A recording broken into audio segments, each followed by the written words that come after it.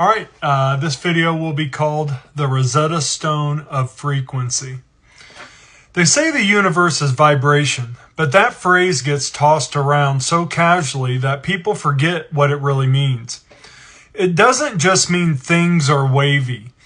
It means literally everything we see, everything we feel, everything we are is the crystallization of frequency into form. Reality is not built out of bricks or atoms, it's built out of harmonics.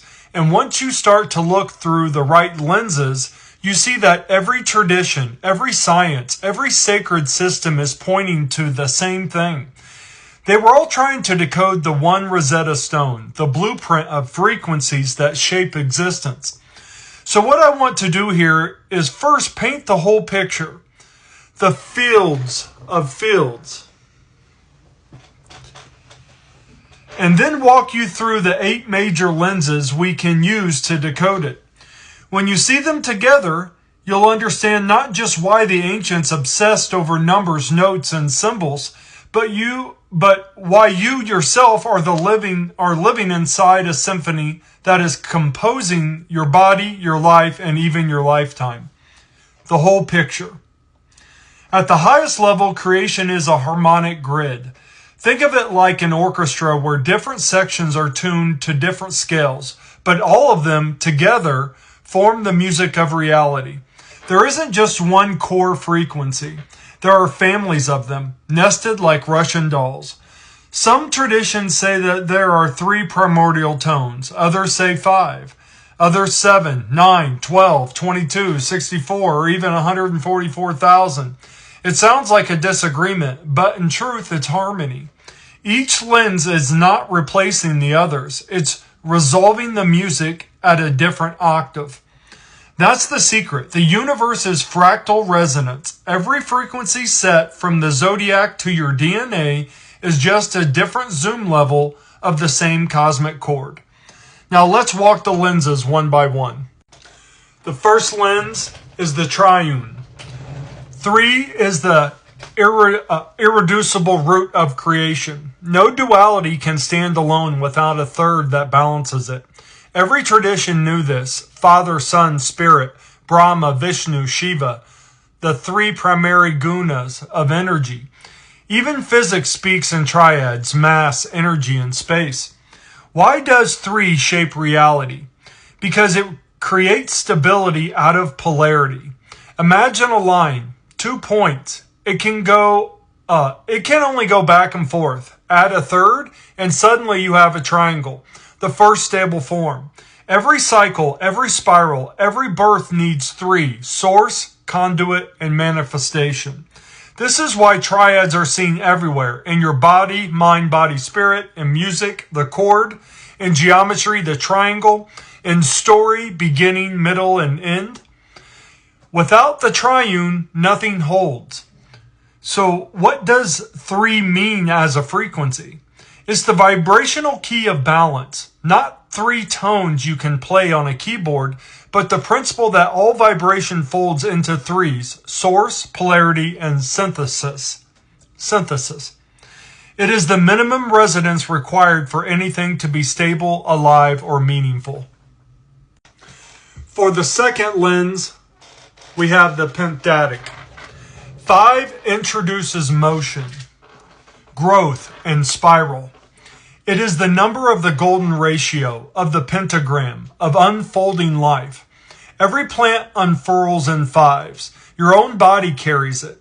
5 fingers, 5 toes, 5 senses. Where the triune stabilizes, the pentad animates. It is the spiral force that turns a seed into a flower, a fetus into a body, a thought into an idea. Taoism calls it the 5 elements. The Greeks call it the quintessence.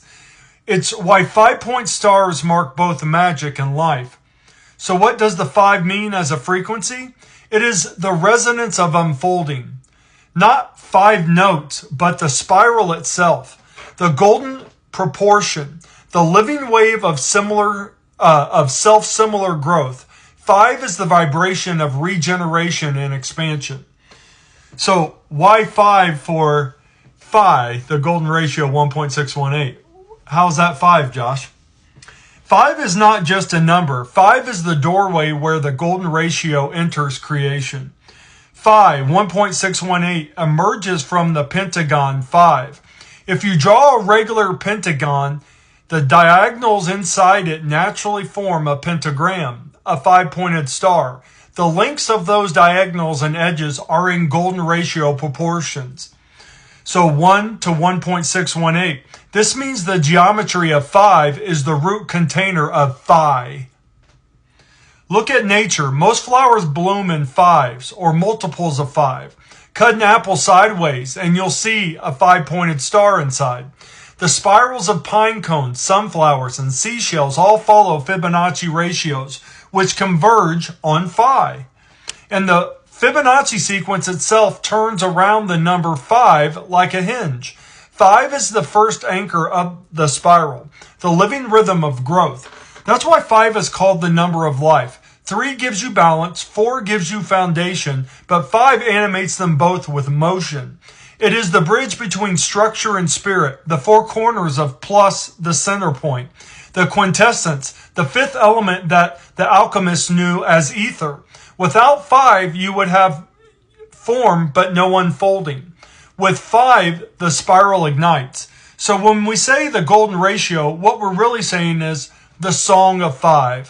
Phi is the law of growth. 5 is its form. And nature sings them both into being.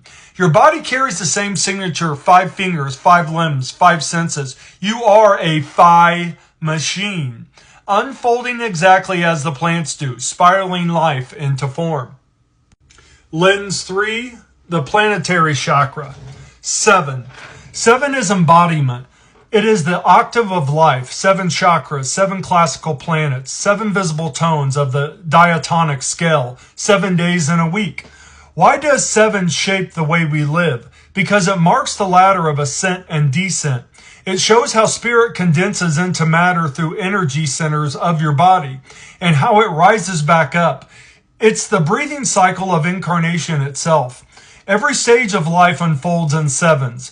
Childhood, puberty, maturity, old age. Every note cycle resolves at the 8th, the octave. 7 shows the path of rhythm, of embodiment in time. So what does 7 mean as frequency? It is the resonance of the octave ladder. It doesn't mean 7 tones at once. It means 7 vibrational gates that energy must pass through to become embodied, experienced, and transcended. The 4th lens is the 9, completion, source. 9 is closure. It is the last digit before numbers repeat. In numerology, it represents completion, the return to source. In sound, 9 tones from the solfeggio scale, frequencies said to heal and reset the body. Why 9? Because 9 is the mirror. Multiplying anything by 9, its digits add back to 9. It is the self-reflecting number, the cosmic checksum. It tells you that nothing is lost, everything cycles back. That is why 9 is tied to initiation, death, and rebirth. It is the archetype of the cycle fulfilled and the soul returning to origin. So what does 9 mean as a frequency? It is the vibration of return, not a pitch you could hum, but the law of self-reflection built into the code of reality. 9 is the harmonic of completion. All right, I'll stop here and we'll run over to part 2 of the Rosetta Stone of Frequency. So jumping over to part 2. Thanks so much for watching. Have a great night. Namaste.